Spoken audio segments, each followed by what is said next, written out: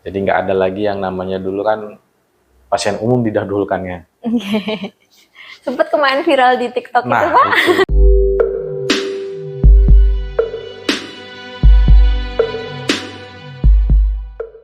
Assalamualaikum warahmatullahi wabarakatuh.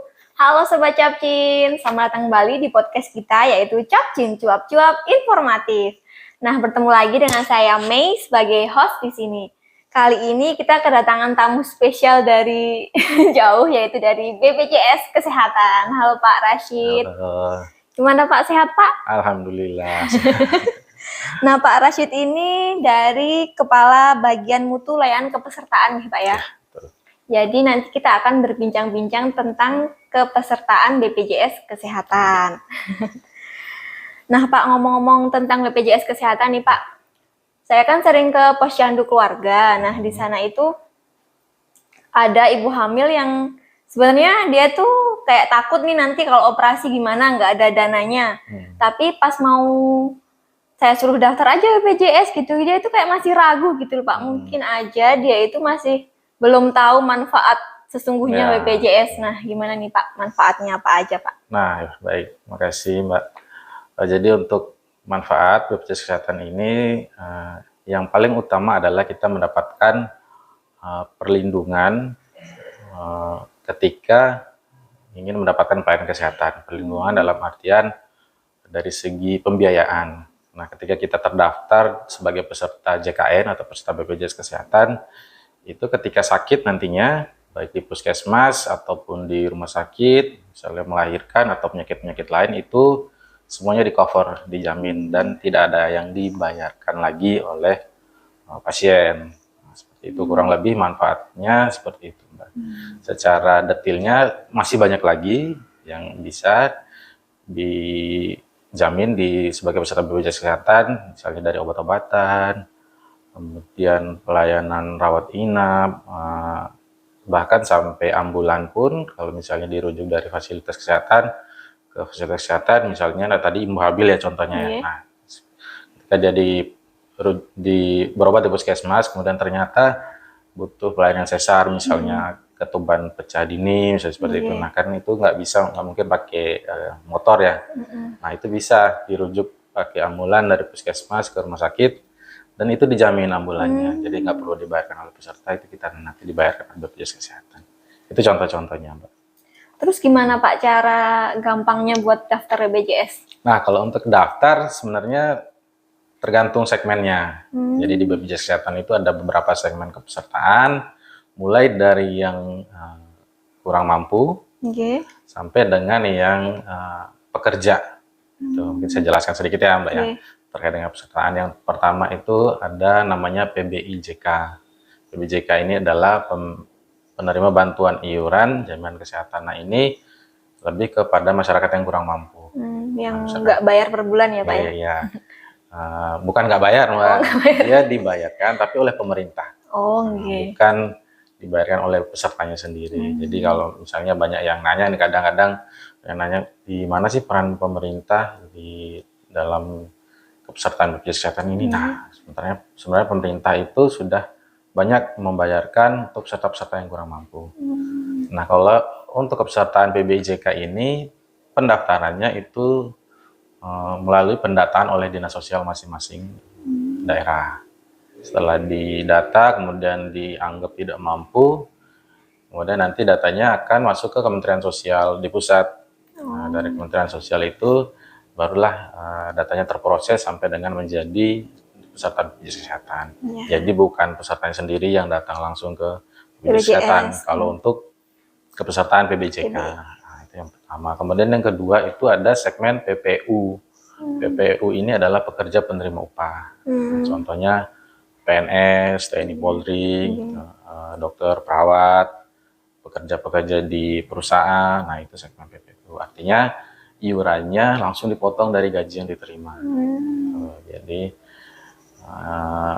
tidak dibayarkan langsung juga yang itu, melalui perusahaan atau tempat instansi bekerja masing-masing. Kemudian kepesertaan yang ketiga itu ada namanya PBPU, pekerja bukan penerima upah. Artinya dia ini bekerja tapi tidak memiliki penghasilan tetap, Mbak. Contohnya misalnya wirausaha pedagang atau ojek, ya itu kan sebenarnya nggak bisa dikategorikan nggak mampu juga kan, karena dia punya penghasilan punya pekerjaan, cuma kadang penghasilannya nggak tetap atau bukan dari instansi atau perusahaan. Nah itu dia bisa mendaftarkan secara mandiri. Nah mandiri ini ada 3 kelas. 3 kelas itu kelas sesuai dengan iuran per bulan per orangnya. Jadi yang kelas 1 itu 150 per orang per bulan, kemudian yang kelas 2 100.000 per orang per bulan, dan yang kelas 3 itu 35.000 saat ini. Bedanya apa itu Pak? Nah kalau dari bedanya sebenarnya hanya manfaat akomodasi ketika dirawat inap di rumah sakit. Beda di ruang kelas perawatannya saja. Kalau obat-obatan sama ya Pak? Obat-obatan, tindakan dokter, visite, kemudian operasi-operasi itu nggak ada bedanya. Hanya di ruang perawatan aja. Nah kemudian juga kenapa 3 kelas itu supaya bisa disesuaikan dengan kemampuan ekonominya. Jadi nggak dipaksakan nih harus kelas 1, harus kelas 10, enggak. Kalau memang mampunya di kelas 3, cukup mendaftar di kelas 3 aja. Kemudian kalau misalnya sudah terlanjur mendaftar kelas 1 tapi ternyata nggak kesulitan membayar misalnya, nah itu setelah 1 tahun bisa dirubah kelas. Oh bisa dirubah ya Pak? Ya setelah 1 tahun terdaftar, misalnya kelas 2 aja lah yang nggak terlalu berat, nah silakan dirubah, nanti bisa. Kalau misalnya dari yang non PBI tadi dirubah jadi PBI gitu bisa nggak? Nah itu nanti setelah ini ya. Tadi kan baru 3 segmen. Nah satu lagi ada segmen PBPU Pemda. PBPU Pemda ini pekerja bukan penerima upah, tapi iurannya dibayarkan oleh pemerintah daerah. Nah, kalau yang pertama tadi kan pemerintah pusat. Nah yang ini dia pemerintah daerah. Kurang lebih mekanismenya sama, tapi lebih untuk pesertanya siapa aja itu tergantung Pemdanya nanti yang mendaftarkan. Biasanya di kalangan antara mampu nggak mampu, nah itu di tengah-tengah itu biasanya kan ada. Nah itu yang biasanya didaftarkan oleh pemerintah daerah. Jadi kalau cara pendaftarannya, kalau yang ini biasanya melapor langsung ke dinas sosial atau dinas kesehatan masing-masing pemerintah daerah. Nanti di sana akan didata juga, datanya diserahkan ke BPJS Kesehatan, terproses, baru nanti sah jadi peserta. Nah kita kembali ke pertanyaan yang tadi. Kalau misalnya nih ternyata saat ini misalnya dia kerja di perusahaan, kemudian iurannya dibayarkan oleh perusahaan. Nah ternyata ada kendala nih, misalnya dia mengundurkan diri atau misalnya di PHK misalnya. Nah kalau kondisi seperti itu bisa tuh dilaporkan ke dinas sosial tadi. Kalau disampaikan aja di sana bahwa kondisinya saya sudah tidak bekerja lagi, sudah tidak mampu membayar, apakah bisa dialihkan? Nah nanti yang berhak mengalihkan itu dari sana, dari dinas sosial. Jadi jangan, kalau sudah nggak mampu jangan didiamin. Nah itu biasanya masalah sekarang tuh seperti itu, dia sudah nggak mampu bayar, diam. Akhirnya tunggakannya sudah banyak, kemudian ketika berobat kesulitan membayar tunggakan, seperti itu. Jadi kalau ada nanti yang mengalami kondisi seperti itu, sebaiknya dilaporkan. Boleh konsultasi ke kantor BPJS Kesehatan, nanti kita arahkan solusinya seperti apa. Nah, ada juga nanti inovasi-inovasi yang bisa meringankan tunggakan itulah. Nanti kan dibahas di pertanyaan inovasi yang lain. Terus Pak, kan kalau misalnya kita telat nih, ada nggak nanti kayak pemberitahuannya gitu, oh ini udah mau telat nih bayarnya? Ya, gitu. Jadi kalau telat sebenarnya kita bisa cek sendiri Mbak. Jadi kita sebenarnya, nah ini sekaligus saya bocorkan satu inovasi dulu yang ada di BPJS Kesehatan. Nah kita punya aplikasi Mobile JKN. Mobile JKN. Ya, Mobile JKN ini. Jadi hampir mungkin 80% lah pelayanan di kantor BPJS Kesehatan ada di aplikasi ini, aplikasi Mobile JKN. Jadi nanti silakan di-download, ada di Play Store atau App Store. Klik saja Mobile JKN, nah, nanti tinggal di-download, registrasi, bisa untuk peserta yang sudah terdaftar maupun yang belum bisa mendownload itu. Ya, buat Sobat Capcin di rumah jangan lupa download di HP-nya aplikasi Mobile JKN biar mudah ya Pak ya. Betul. Nah, hubungannya dengan tunggakan tadi, nah di aplikasi Mobile JKN ini salah satu fiturnya adalah bisa mengecek tunggakan kita. Bisa ngecek tunggakan sendiri, kemudian posisi kita aktif apa non aktif itu bisa kemudian tunggakannya berapa, riwayat pembayaran kita dari sebelum-sebelumnya tuh berapa, itu ada semua di aplikasi mobile JKN. Nah, itu salah satu fitur khusus untuk peserta menunggak. Nah, kalau menunggak, lanjutin dulu Mbak ya. Kalau menunggak, konsekuensinya biasanya kartu sudah pasti nonaktif. Itu di bulan kedua, misalnya bulan ini mulai menunggak, bulan berikutnya sudah nggak aktif. Nah, kemudian otomatis nggak bisa memperoleh pelayanan kesehatan. Sebelum, kalau mau dapat ya pasti bayar tunggakan dulu. Kalau masih 1-2 bulan ya mungkin nggak terlalu berat. Tapi kalau sudah bertahun-tahun, nah itu biasanya mulai terasa. Kemudian ada juga namanya denda pelayanan. Khusus untuk peserta yang menunggak. Denda pelayanan ini adalah kalau misalnya peserta menunggak ingin mendapatkan perawatan rawat inap di rumah sakit, itu dia wajib membayar denda pelayanan dulu. Nanti akan dihitungkan oleh rumah sakit berapa dendanya, itu ada perhitungannya sendiri Mbak dendanya. Yang pasti denda itu hanya untuk peserta yang membutuhkan perawatan rawat inap saja. Kalau hanya rawat jalan, dia cukup melunasi tunggakannya aja. Atau rawat jalan atau rawat inap di puskesmas, dia cukup melunasi tunggakannya aja. Hanya rawat inap di rumah sakit yang akan menghitung denda pelayanan. Nah, dendanya itu akan terbaca sampai 45 hari setelah melunasi tunggakan. Jadi dalam 45 hari itu, kalau misalnya dia 2 kali masuk rawat inap rumah sakit, maka dia akan membayar 2 kali denda pelayanan. Ya, sebaiknya jangan sampai nunggak. Kalau dendanya sendiri per bulan apa per apa gitu Pak? Dendanya nggak dihitung per bulan, per episode perawatan. 1 kali rawat inap adalah 1 denda. Perhitungannya ada 5% dari biaya inasi bijis. Inasi bijis itu adalah paket pembayaran BPJS Kesehatan kepada rumah sakit. Jadi misalnya sudah ditentukan oleh Kementerian Kesehatan. Jadi contohnya misalnya hipertensi. Hipertensi itu biasanya, bukan biasanya ya, contohnya biayanya 5 juta 1 paket. Nah, 5% dari itu yang dihitung dikali dengan bulan menunggaknya. Jadi semakin lama dia menunggak, semakin besar juga nanti dendanya. Seperti itu, Mbak. Itu Sobat Capin, jangan sampai telat bayar, apalagi nunggak, tapi diem-diem. Nah. Terus Pak, apa semua permasalahan kesehatan itu bisa ditanggung oleh BPJS Kesehatan? Nah, kalau untuk pelayanan kesehatan yang dijamin lah sederhananya seperti itu ya. Nggak semua Mbak. Nggak semua. Nggak semua. Yang bisa dijamin adalah pertama yang tentu sesuai dengan indikasi medis. Artinya memang kondisinya seperti itu, bukan yang dibuat-buat atau bukan atas permintaan sendiri. Kadang kita masih sehat-sehat aja, penasaran nih kolesterol berapa gitu, gula darah berapa, itu mau ngecek, nah itu nggak bisa dijamin. Nah, mungkin saya jelaskan sedikit beberapa pelayanan kesehatan yang nggak dijamin ya.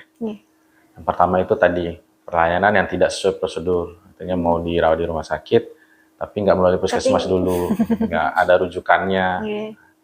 Kecuali gawat darurat ya, kalau gawat darurat kan dia boleh di mana aja langsung. Tapi dalam kondisi-kondisi yang tidak emergensi, wajib ada rujukan dulu, berobat dulu ke vaskes tingkat 1, puskesmas atau dokter atau klinik yang bekerjasama sesuai dengan terdaftar kartunya, dirujuk ke rumah sakit, yang itu baru bisa dijamin. Kalau di luar itu kan sudah beda cerita. Kemudian yang kedua, atas permintaan sendiri tadi Mbak. Misalnya kita pengen aja nih, penasaran aja nih. Bukan karena sakit, tapi karena penasaran, nah itu nggak bisa. Atau mungkin karena kebetulan lagi dinas ke luar daerah, misalnya ke Bali, sekalian mau periksa di Sanglah, nah itu seperti itu nggak bisa. Kecuali ada kondisi medis yang memang dia derita, itu bisa. Kemudian pelayanan akibat bencana. Nah, bencana itu kita nggak bisa jamin, karena ada badan penjaminnya, ada BPBD di situ. Kemudian penyakit akibat kecelakaan kerja, nah itu BPJS Ketenagakerjaan yang jamin. Jam sostek ya. Kemudian apalagi pelayanan kesehatan akibat kecelakaan lalu lintas, nah, ada jasara harja. Walaupun kita ada juga peran di situ kalau misalnya pelayanannya sudah lebih dari, biayanya sudah lebih dari plafon maksimal dari jasara harja, itu kita bisa cover kelebihannya.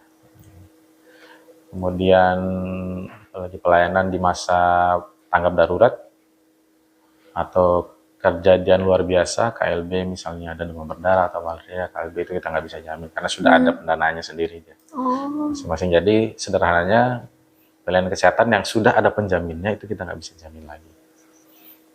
Kemudian pelayanan kesehatan akibat alkohol atau obat-obat terlarang, narkoba itu nggak bisa kita jamin. Termasuk misalnya bunuh diri. Nah, bunuh diri itu nggak bisa dijamin. Karena dia bukan karena sakit, dia mau bunuh diri, kemudian nggak meninggal kan? Oh, dia yang mau ya? Iya, nggak meninggal ya repot. Orang repot. Jadi sebaiknya kalau mau bunuh diri mungkin pastikan harus sampai pastikan mati. Jangan sampai. Jangan sampai.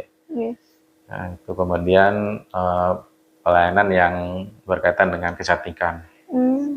Misalnya operasi plastik atau misalnya behel, pasang behel tanpa indikasi medis itu nggak bisa. Termasuk mau misalnya mancung-mancungin hidung. Itu nggak bisa. Apalagi misalnya operasi plastiknya di Korea. Nah, itu nggak bisa. Lebih lagi nggak bisa. Nah, itu sih Mbak kurang lebih ya.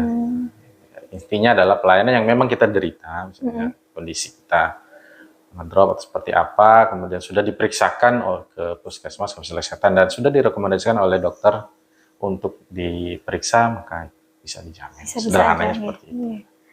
Terus Pak, ada nggak batasnya misalnya perawatannya, misalnya 20 juta nih maksimal setiap kali perawatan? Nah, itu salah satu kelebihan dari BPJS Kesehatan itu dibandingkan dengan asuransi kesehatan yang lain adalah nggak ada batasannya. Mulai dari hari rawat sampai dengan total biaya itu nggak ada. Selama tadi, kuncinya adalah sesuai dengan indikasi medisnya. Bukan dibuat-buat atau bukan kita yang minta sendiri, tapi kondisinya memang dokter yang mengharuskan diperiksa, itu nggak ada batasan. Kadang di masyarakat memang sering kita dengar ya, cuma 3 hari dijamin. Atau misalnya obat-obatan sebagiannya aja yang dijamin. Itu nggak ada. Selama perawatan sesuai dengan kelasnya. Misalnya dia kelasnya kelas 2 contohnya. Kemudian dirawat di ruangan di kelas 2, itu nggak ada lagi yang dibayarkan. Kecuali kita minta naik kelas. Nah, itu sudah beda cerita. Nah, perhitungannya pasti beda. Nah, itu ada di setiap rumah sakit ada berbeda-beda hitungannya karena sesuai dengan standar di masing-masing rumah sakit. Sebaiknya sesuai dengan hak kelas. Nah, kalau sudah sesuai dengan hak kelas, kalau ada keluhan misalnya pada saat mendapatkan pelayanan, ada diminta iur biaya dan segala macam lah, mohon dilaporkan ke BPJS Kesehatan. Nanti kita bantu, kita koordinasikan. Mungkin saja hanya miskomunikasi aja makanya dibayar. Jadi, seringnya seperti itu. Seringnya miskomunikasi. Ya, kadang sering miskomunikasi. Yang misalnya yang jaga pasien ini beda-beda keluarganya. Yang pertama sudah tahu dia BPJS. Ternyata pas diganti, ternyata yang kedua nggak tahu dia menggunakan BPJS. Dimintalah kadang iur biaya dan segala macam. Nanti kita bantu tetap komunikasikan dengan fasilitas kesehatan. Terus Pak, kadang kita tuh tiba-tiba nggak tak main tuh masih bisa digunakan kan BPJS-nya, terus tiba-tiba sekarang mau operasi nih nggak bisa digunakan, nggak ada pemberitahuan gitu kalau Pak. Ya benar. Nah, di 2021 akhir itu Kementerian Sosial itu sederhananya melakukan verifikasi data. Jadi banyak memang data yang dinonaktifkan, data yang dianggap tidak valid. Mulai dari nama, NIK, nah, itu banyak memang data yang dinonaktifkan, tapi bukan berarti tidak bisa diaktifkan kembali. Bisa gitu. Nah, data-data itu juga sebenarnya di masing-masing kantor desa itu sudah ada, Mbak. Jadi di kantor desa itu ada operator desa namanya yang mengurus data-data DTKS istilahnya, data terpadu kesejahteraan sosial. Nah, ini data dari Dinas Sosial yang memang setiap desa itu ada operatornya yang mengurus. Jadi sebenarnya di desa itu bisa kita melakukan pengecekan. Selain di operator desanya, ada juga PIC Edabu di kantor desa. Nah, kantor desa itu juga punya perangkat yang pegang aplikasi yang berkaitan dengan BPJS Kesehatan. Jadi bisa di situ, selain di puskesmas ya. Puskesmas kan mungkin membawahi beberapa desa. Jadi yang paling dekat sebenarnya itu ada di desa. Selain juga nanti kalau misalnya mau melakukan pengecekan itu ya tadi aplikasi Mobilzikan itu. Nah, itu bisa dilakukan pengecekan, download aplikasinya. Kalau kurang mampu ada lagi inovasi lagi nantinya.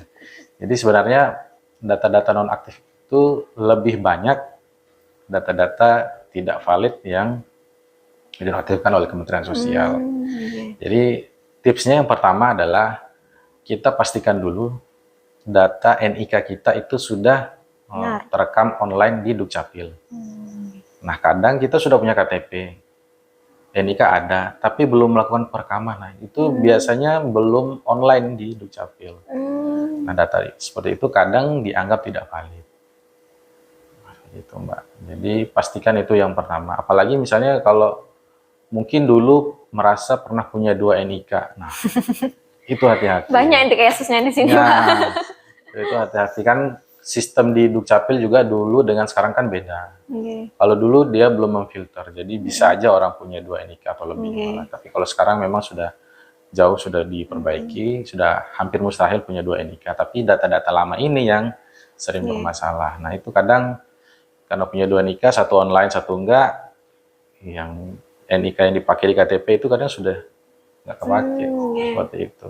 Itu yang sering memang terjadi, masalah NIK. Kemudian data yang meninggal itu juga dinonaktifkan, yang dianggap sudah data-data bermasalah di Dukcapil itu yang dinonaktifkan, atau yang sudah mampu. Gitu. Jadi sebelumnya memang nggak mampu, tapi ternyata dia terdeteksi sudah bekerja, sudah punya penghasilan sendiri, atau mungkin sudah jadi PNS, macam itu juga yang dinonaktifkan. Nah, itu sih. Jadi sebaiknya memang dilakukan pengecekan khusus untuk data-data penerima bantuan iuran. Yang dulu mungkin masih dapat KIS dari pemerintah desa, dan dulu distribusinya melalui desa atau kadang lewat pos juga. Itu sebaiknya dilakukan pengecekan. Tapi yang pertama dipastikan dulu adalah NIK-nya sudah benar. Sudah gitu. Iya, sudah tervalidasi di Dukcapil. Terus Pak, misalnya kita kan kadang tuh ya tetangga saya tuh banyak yang tetangga saya mohon maaf, masyarakat tuh ada yang sekali nih misalnya buat lahiran aja nih, lahiran istrinya aja, habis itu dia nggak mau bayar lagi nih. Nah terus dia itu mungkin niatnya mau berhenti. Nah, bisa nggak nih Pak berhenti? Nah, iya betul. Memang banyak juga ya ini pertanyaan seperti ini. Jadi perlu dipahami dulu bahwa BPJS Kesehatan ini konsepnya adalah asuransi sosial, bukan asuransi komersil. Nah, kalau asuransi sosial itu terutama di Indonesia ini adalah sifatnya wajib. Kan sudah diundang-undang juga, setiap warga negara Indonesia itu wajib menjadi peserta JKN atau peserta BPJS. Bahkan untuk warga negara asing pun yang bekerja minimal 6 bulan di Indonesia itu wajib juga didaftarkan. Apalagi yang warga Indonesia, negara Indonesia sendiri. Nah, kemudian terkait dengan keluar atau bisa berhenti apa enggak, nah itu jawabannya adalah nggak bisa berhenti. Nah, kecuali meninggal. Jadi kita sudah diwajibkan tuh. Kalau meninggal dilaporkan, baru kita nonaktifkan datanya, otomatis tagihannya atau kepesertaannya berhenti di JKN. Nah, kalau nggak mampu, misalnya seperti tadi, itu bisa melapor. Itu kalau pengalihan segmen itu bisa. Nanti kalau misalnya dia nggak mampu, sebelumnya mampu, terus nggak mampu, bisa masuk ke PBJK atau pemerintah atau peserta penerima, bukan penerima upah yang didaftarkan pemerintah daerah tadi juga bisa. Dan 2 opsi itu sangat bisa didaftarkan kalau memang kita merasa sudah nggak mampu. Kemudian begitu juga sebaliknya, kalau misalnya yang sebelumnya mendapatkan PBJK atau didaftarkan pemerintah daerah, ternyata sudah mampu, jadi laporkan gitu.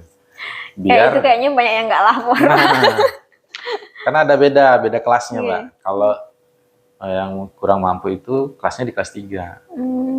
Kalau yang pekerja itu minimal di kelas 2. Jadi ada bedanya. Jadi kalau sudah mampu ya dilaporkan, biar kuotanya dialihkan ke karena sifatnya kan saling tolong-menolong, gotong-royong ya Pak ya. Jadi konsepnya asuransi sosial seperti itu. Jadi bukan dihitung satu iuran untuk satu orang, enggak. Jadi sederhananya iurannya itu dikumpulkan dulu, nanti dikasih ke siapa dulu yang membutuhkan lebih banyak. Contoh nih misalnya saya ada tetangga mau melahirkan, gitu kan, dia baru berdaftar mandiri kelas 3, misalnya baru 2 bulan tuh 35.000, baru 75.000, 70.000 yang dibayarkan. dia sudah harus operasi sesar. Operasi sesar kan besar ya, puluhan juta, mungkin atau belasan lah. Kan nggak mungkin 70.000 itu dipakai untuk membayarkan. Enggak. Jadi iurannya itu berasal dari kita-kita yang sehat, ya, rutin membayar iuran, itulah yang digunakan untuk biaya persalinannya, seperti itu. Jadi secara nggak langsung sebenarnya kita juga sudah bersedekah lah kalau dalam di secara muslimnya kita bersedekah juga. Jadi selama kita rutin bayar iuran, berarti kita juga sudah membantu tetangga kita tadi yang melahirkan, seperti itu. Belum lagi peserta-peserta lain banyak sekali yang memang penyakitnya variatif ya. Ada yang berat, ada yang ringan, tapi nggak ada ruginya.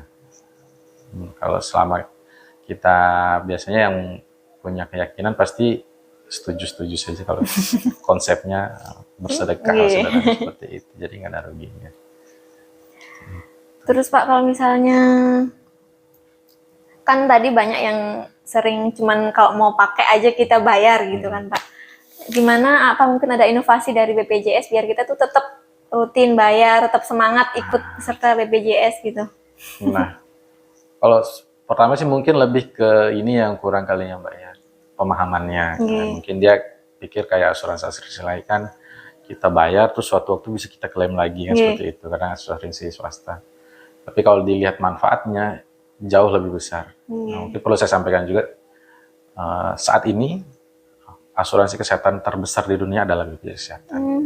Di dunia yang jumlah covernya, pesertanya terbesar itu. Kemudian yang benefitnya terbesar juga BPJS Kesehatan. Benefit artinya manfaat hampir tanpa batas. Tanpa batas. Hampir tanpa batasnya, nggak ada batasan hari. Mau dirawat setahun pun kalau memang itu kondisinya harus dirawat itu dijamin juga, nggak ada batasan. Kalau di asuransi komersil lain misalnya kan banyak sekali batasannya, hanya boleh pakai segini lah, ada kriteria umur segini. Memang bisa diklaim lagi tapi batasannya sangat terbatas. Kemudian iurannya juga jauh lebih besar. Kita saat ini salah satu yang paling rendah iurannya, manfaat terbesar adalah BPJS Kesehatan. Yang paling top pokoknya. Tuh. Tidak sedikit negara-negara yang datang mempelajari konsep BPJS Kesehatan ini. Mulai dari pelayanannya, dari tingkat puskesmas, sampai dengan manajemen iurannya, sampai dengan manajemen klaim-klaimnya, itu banyak sekali negara-negara luar yang datang belajar. Dan juga direktur-direktur kita, itu banyak sekali yang diundang sebagai narasumber di luar. Karena konsep BPJS Kesehatan ini bisa dibilang ya bukannya sombong ya, bukannya karena BPJS Kesehatan, bisa mungkin di search sendiri di Google gimana sepak terjang BPJS Kesehatan di dunia internasional, banyak sekali. Dan sebagai warga negara Indonesia harusnya kita bangga juga, sebagai peserta kita bangga. Selain tadi manfaatnya besar, kita juga berperan. Kalau nggak ada peserta nggak mungkin juga BPJS Kesehatan ini jalan gitu. Banyak sekali yang di dalam. Nah, jadi lupa saya kan terkait dengan inovasi ya Mbak ya. Jadi pertama tadi mobil JKN-nya udah. Mobil JKN. Mungkin saya tambahkan beberapa fitur yang sering dimanfaatkan di mobil JKN ini. Pertama tadi kita bisa cek aktifan kita, aktif apa enggaknya. Kemudian yang kedua tadi kita bisa mengecek tunggakan. Nah di tunggakan ini, di aplikasi mobil JKN ini ada satu fitur yang namanya rehab. Rencana pembayaran bertahap. Nah ini khusus untuk peserta mandiri menunggak yang kesulitan untuk langsung melunasi tunggakannya. Nah, nanti bisa daftar program rehab ini melalui aplikasi mobil JKN. Nanti bisa tuh kita pilih sendiri mau lunasi tunggakan berapa lama, kemudian setiap periode pembayarannya mau dibayar berapa, itu kita bisa sendiri. Bisa tentukan sendiri sampai dengan lunas. Jadi bisa tentukan sendiri, misalnya tagihannya, tunggakannya kita 2 juta, kita keberatan nih. Saya cicil 5 bulan aja lah. Setiap bulannya sekian sampai dengan lunas, itu bisa kita pilih sendiri di aplikasi rehab. Nah ini banyak yang belum tahu juga, mudah-mudahan melalui podcast ini nanti banyak yang tahu ya. Karena banyak yang jadinya enggan membayar tunggakan itu karena dia merasa terlalu berat. Terbebani karena sudah kadung terlalu besar. Nah melalui program rehab ini bisa nanti peserta menentukan sendiri mau bayar berapa setiap kali pembayaran, kemudian berapa lama untuk melunasi tunggakannya. Terus Pak, kalau misalnya udah ikut program rehab ini bisa langsung digunakan apa harus sampai lunas dulu atau gimana? Nah, kalau untuk penggunaannya harus sampai lunas dulu. Tapi nanti secara sistem tetap terbaca. Suatu waktu misalnya belum lunas, tapi dia butuh pelayanan kesehatan, nanti kita bisa menghitung berapa sisa tagihannya untuk dilunasi untuk bisa mendapatkan pelayanan kesehatan. Tapi paling enggak bisa, kalau sebelumnya kan tagihannya close payment ya, di bank itu nggak akan bisa kita pecah. Secara sistem sudah terkunci juga. Harus 5 juta yang keluar, 5 juta yang harus dia bayar. Nggak boleh lebih ataupun apalagi kurang. Itu sudah sangat terkunci. Nah, sekarang kita dikasih keringanan, khusus untuk pesanan mandiri ini, boleh menyicil berapa disesuaikan dengan kemampuan masing-masing. Nah, mudah-mudahan banyaklah nanti yang memanfaatkan program rehab ini, biar nanti kepesertaannya bisa tetap aktif, kapan aja bisa berobat, tenang lah kalau sudah. Itu daftarnya bisa lewat mobile JKN itu Pak? Ya, di mobile JKN ada fitur rehab, program rehab. Nanti bisa, sudah ada instruksinya, tinggal diikuti saja, tinggal disesuaikan dengan kemampuan kita mau lunasin berapa sama dibayar berapa. Itu salah satunya. Kemudian fitur lain lagi di aplikasi mobile JKN adalah antrian online. Antrian online ini, jadi ketika kita mau berobat, contohnya di puskesmas, bisa ambil nomor antriannya di aplikasi mobile JKN. Nanti di sistem di puskesmas bisa terbaca.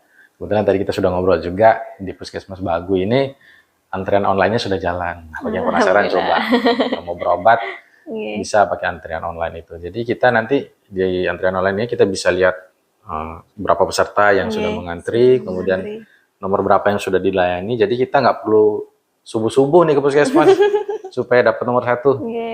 Jadi paling mungkin kalau jaraknya dekat 5 menit sebelum nomor kita, atau masih sisa 2 pasien sebelum nomor kita, itu bisa kita berangkat. Jadi nyampe paling mungkin nunggu 5 menit di puskesmas sudah dilayani. Kalau dulu-dulunya tuh enggak kan, kita nggak bisa tahu nih, pokoknya datang yang paling subuh, habis sholat subuh datang itulah yang pertama dilayani. Kalau telat sedikit aja mungkin dilayani jam 10 atau jam 11 seperti itu. Kalau sekarang kita bisa cek sendiri di aplikasi mobile JKN. Begitu juga kalau dirujuk, nanti puskesmas Bagu misalnya merujuk ke RSUD Praya misalnya, nah itu rujukan antrian online-nya akan nyambung ke sana. Nanti kita cek lagi, dia nyambung lagi ke antrian online di rumah sakit. Jadi nggak ada lagi lama-lama ngantri seperti dulu kalau kita pakai aplikasi mobile JKN. Kalau dulu kan misalnya bisa 3-4 jam, datang jam 9 mungkin pulang jam 2, seperti itu. Kalau sekarang enggak, kita bisa sesuaikan dengan nomor berapa yang sudah Kemudian fitur lain, ada juga jadwal tindakan operasi. Kalau misalnya kita dirujuk tadi harus dioperasi di rumah sakit, itu ada. Kemudian ketersediaan tempat tidur juga di setiap rumah sakit itu ada. Itu semua sekarang bisa dicek di aplikasi mobile JKN. Jadi nggak ada lagi, misalnya kita dirujuk ke rumah sakit A, ternyata tempat tidurnya penuh, rujuk sana sini kiri kanan. Kita bisa dicek dulu, bisa cek dulu di aplikasi mobile JKN. Jadi nanti kelihatan tuh di ruangan, misalnya ruang kelas 3 yang kosong berapa, yang kelas 2 kosong, sampai bahkan VIP pun kelihatan di aplikasi mobile JKN, yang kosong berapa, yang sudah terisi berapa, itu kelihatan. Jadi bisa kita cek di situ. Kemudian fitur lain juga ada informasi JKN. Itu semua informasi, hampir semua tadi yang sempat saya jelaskan itu ada juga di aplikasi JKN. Kemudian ada fitur screening, screening kesehatan. Itu bisa juga untuk mengecek misalnya pola hidup kita sudah baik apa belum, kurang olahraga atau seperti apa, pola makan seperti apa. Itu bisa dicek. Nanti dikasih tips juga kalau misalnya pola makan atau pola hidup kita kurang baik, nanti bisa misalnya diperbanyak olahraga atau perbanyak makan sayur atau buah seperti itu. Nanti ada itu screening kesehatan mandiri bisa di situ. Ada juga screening COVID-nya, malah karena lagi musim COVID kemarin ditambahkan juga screening COVID-nya. Kemudian fitur lain juga ada pengaduan, informasi pengaduan. Kalau misalnya kita mau pengaduan malas ke kantor, lewat aplikasi mobile JKN aja. Kita ada SLA-nya maksimal 3 hari itu sudah dijawab. Maksimal, tapi biasanya 1 hari sudah dapat jawaban. Gitu. Jadi mau nanya apa atau mau mengadu apa, Nanti kalau memang pengaduannya berkelanjutan, nanti ada tim kita yang menghubungi di telepon. Misalnya di rumah sakit ada apa gitu, nggak sempat ke kantor karena misalnya pasien nggak ada yang jagain, boleh pakai aplikasi Mobile JKN. Nanti kalau memang perlu, bahkan kita juga berkunjung ke rumah sakit, kita datang langsung. Kalau memang pengaduannya cukup berat, kita dampingi. Gitu. Jadi ini sedikit saya tambahkan juga ya, Mbak ya. Jadi saat ini BPJS Kesehatan fokusnya adalah transformasi mutu layanan. Gimana itu Pak? Transformasi mutu layanan ini adalah gimana caranya pelayanan peserta JKN ini mau di kantor kita, di puskesmas ataupun di rumah sakit itu setara, cepat, mudah. Jadi nggak ada lagi yang namanya dulu kan pasien umum didahulukannya. Sempat kemarin viral di TikTok itu Pak. Itu di kondisi saat ini harusnya sudah nggak ada lagi. Karena kan apa sih bedanya, nggak ada sebenarnya. Kan pasien umum bayar, kita juga bayar kok. Cuma mungkin beda klaimnya aja kan, beda sistemnya aja. Tapi masih kayak dipandang rendah gitu kalau Nah, BPJS. Itu dia. Itu yang sedang kita galakan saat ini. Fokus kita di tahun ini transformasi mutu layanan. Nah, itu jadi kenapa pengaduan itu penting buat kita. Kalau dulu banyak sekali nih yang mendapatkan pelayanan buruk di rumah sakit nggak melapor. Dibawa pulang, diceritakanlah ke tetangga-tetangganya kan ya. Jadi, itu yang cepat menyebar. Jadi sampai di masyarakat pelayanan BPJS itu begini. Padahal sebenarnya itu hanya karena ulah oknum tertentu. Oknum tertentu. Ya. Bukan bukan vaskesnya juga kadang yang bermasalah. Kadang kita koordinasi, ya manajemennya tahu harus seperti ini, tapi ternyata di bawah tuh ada saja yang kondisi yang memang itu. Nah itu yang akan kita perbaiki saat ini. Jadi kalau ada masalah di vaskes dimanapun kita fair-fairan ya, nggak hanya rumah sakit aja ya. Pelayanan BPJS pun kalau misalnya di kantor kita kurang ramah atau kurang apa, silakan diaduin. Kita juga tetap akan perbaiki, apalagi di tempat lain. Nah, kita akan koordinasikan, itu yang sedang kita perbaiki saat ini. Mudah-mudahan dilaporkan ya kalau ada pengaduannya. Kalau enggak, ya kita juga nggak tahu nih pelayanan di bawah seperti apa kan, pelayanan di rumah sakit. Karena nggak ada pelaporan pengaduannya, kita anggapnya baik-baik saja. Padahal faktanya enggak. Biasanya tuh seringnya malah ke medsos nih. Larinya ke Facebook tuh. Pelayanan gini ya kayak yang viral-viral di kemarin ya TikTok. Itu faktanya memang, tapi kalau nggak dilaporkan ya nggak akan bisa kita tindak lanjut juga masalahnya. Tapi kalau dilaporkan, insya Allah kita pasti perbaiki. Nah, kembali ke inovasi tadi ya. Mobile JKN sudah sampai tadi mana ya, screening COVID ya. Pengaduan. Ya, pengaduan. Pendaftaran auto debit juga bisa sekarang. Misalnya peserta mandiri nggak mau repot-repot bolak-balik ke ATM atau ke bank setiap bulan untuk membayar, bisa tuh pendaftaran auto debit melalui aplikasi Mobile JKN. Jadi kita top up saja lah. Istilahnya kan soal era digitalisasi ini kan semuanya serba mudah. Ya, tinggal top up, isi saldo, biarkan nanti terpotong setiap bulan. Itu bisa juga di aplikasi Mobile JKN. Banyak banget fitur-fiturnya. Ada juga info lokasi. Info lokasi ini mulai dari puskesmas, apotik, rumah sakit, kantor BPJS Kesehatan.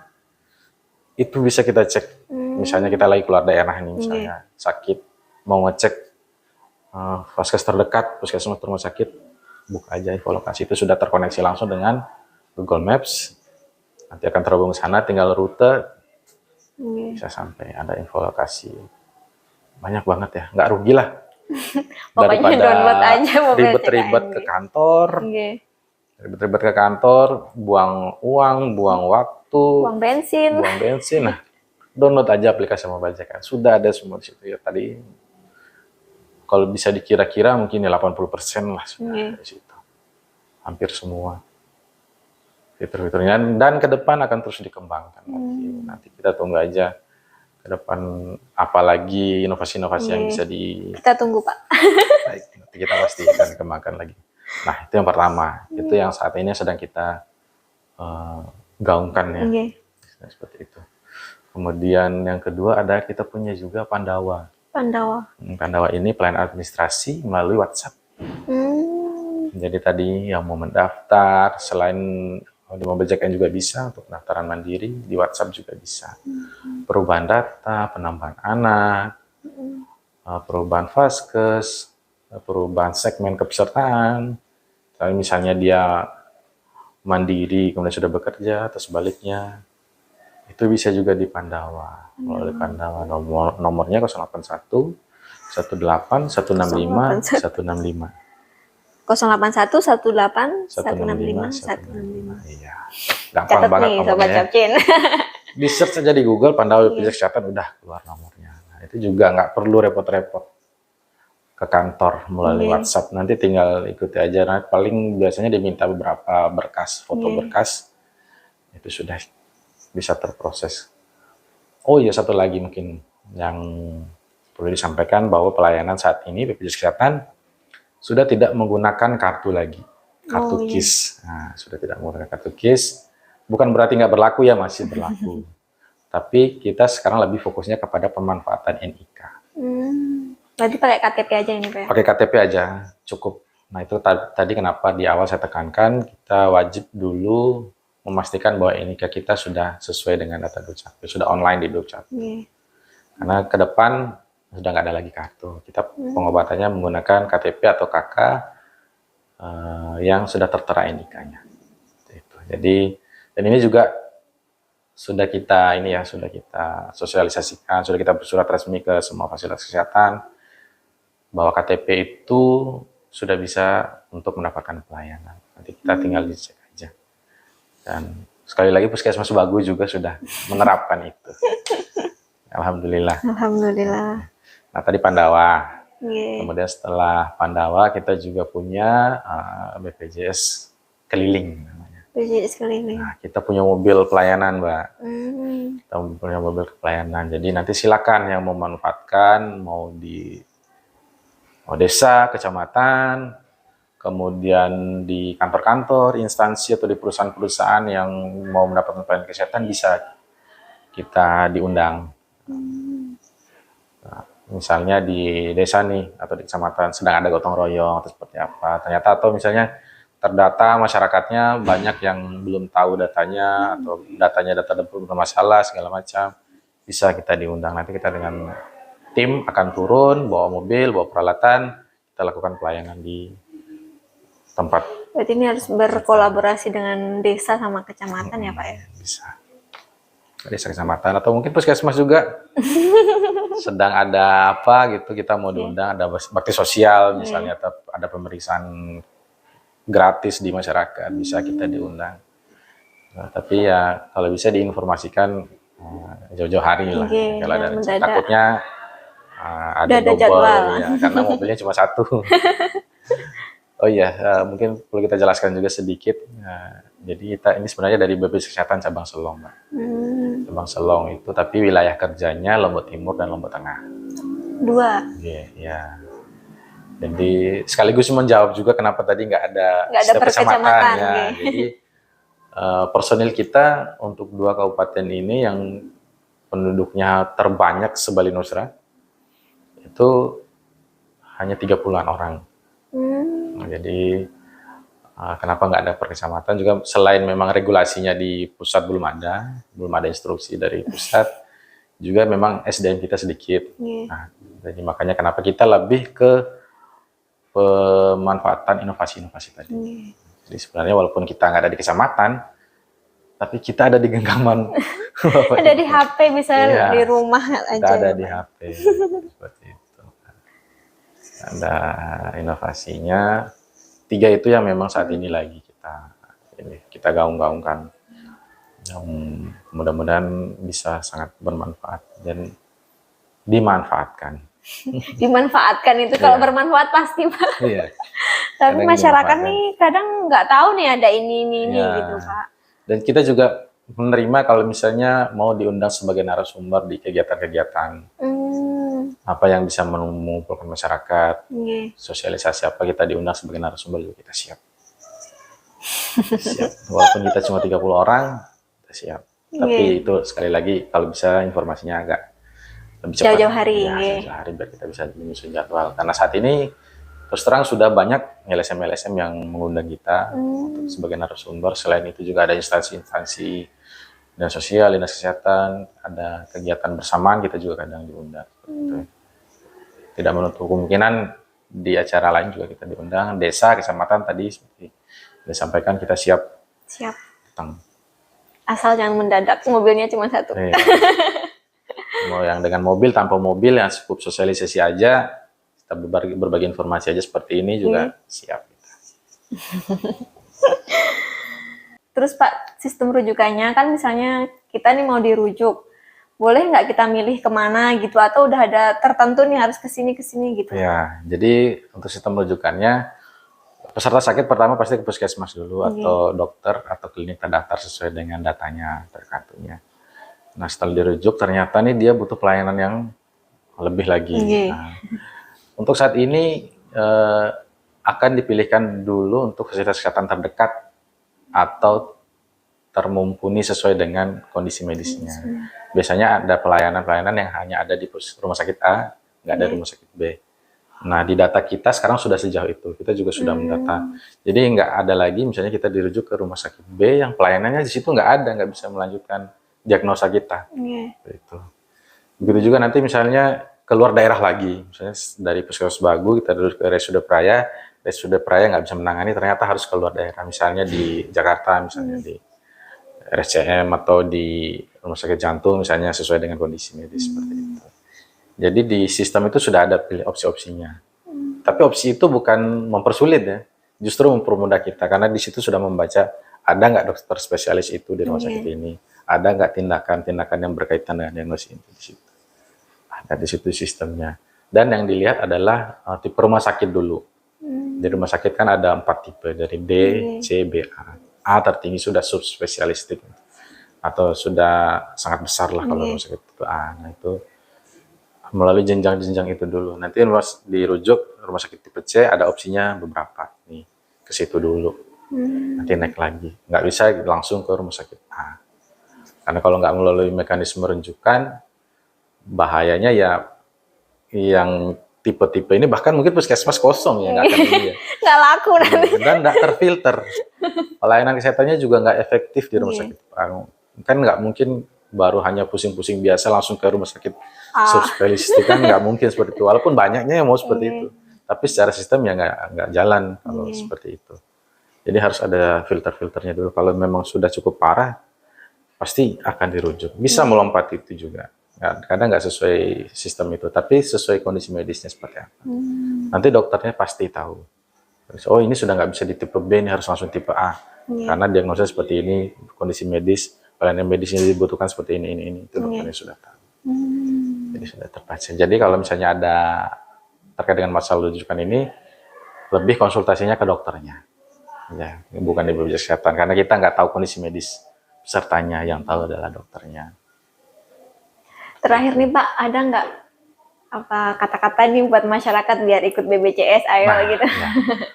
Jadi untuk masyarakat ya, tadi sudah saya sempat jelaskan di awal, jadi menjadi peserta BPJS Kesehatan itu sama sekali nggak ada ruginya. Jangan percaya berita-berita hoax di luar. Karena biasanya seperti ini kalau terkait berita itu. 1000 berita baik itu ditutupi oleh 1 berita hoax. Nggak muncul. Di balik berita hoax itu ada 1000 cerita yang pelayanannya jauh lebih baik daripada berita hoax itu. Nah itulah yang mungkin kita jadikan contoh. Kemudian kita juga beramal karena sistem subsidi silang dari BPJS Kesehatan ini. Ketika kita gajinya dipotong sekian tahun, jangan takut itu sia-sia. Tapi percayalah uang itu sudah dimanfaatkan oleh orang yang lebih membutuhkan. Gitu. Itu dari zaman Askes sebelum jadi BPJS Kesehatan juga sudah seperti itu polanya. Dan saat ini juga masih berlangsung polanya. Bahkan lebih besar lagi karena sudah seluruh penduduk Indonesia wajib menjadi peserta JKN. Gitu. Kemudian juga jangan tunggu sakit dulu baru mengurus. Karena pasti akan ribet. Pasti itu. Biasanya kita kalau nggak di rumah sakit dulu, ya nggak ngurus. Karena seperti itu. Segeralah urus mumpung masih sehat.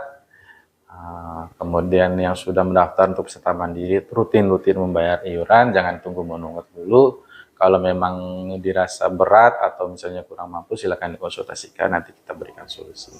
Mau turun kelas ataupun mau pindah segmen itu bisa nanti konsultasikan kayak kita. Jadi nggak ada ruginya, dan bantu kami juga untuk sosialisasikan BPJS Kesehatan ini di masyarakat lainnya. Bantu kami juga untuk menghilangkan berita-berita hoax yang ada di masyarakat. Jadi bukan kita berharap masyarakat sakit, tidak, tapi kita berharap semuanya mendaftar ke JKN. Percayalah, program pemerintah yang satu ini sangat bermanfaat. Jadi nggak ada ruginya. Akan didaftarkan. Baik, terima kasih Pak Rashid. Siap. Baik teman-teman Sobat Capcin, banyak sekali ya manfaatnya tadi BPJS Kesehatan. Terus yang saya garis bawah ini Pak, mobil JKN ini kayaknya lengkap nih semuanya. Betul. Jangan lupa download mobil JKN, khususnya yang udah punya BPJS ya. Baik Sobat Capcin, kalau misalnya masih ada yang mau ditanyain, nanti bisa tanya di kolom komentar nih Pak ya. Jangan lupa like dan juga share. Terima kasih. Sampai jumpa di podcast kita selanjutnya. Dadah. Assalamualaikum.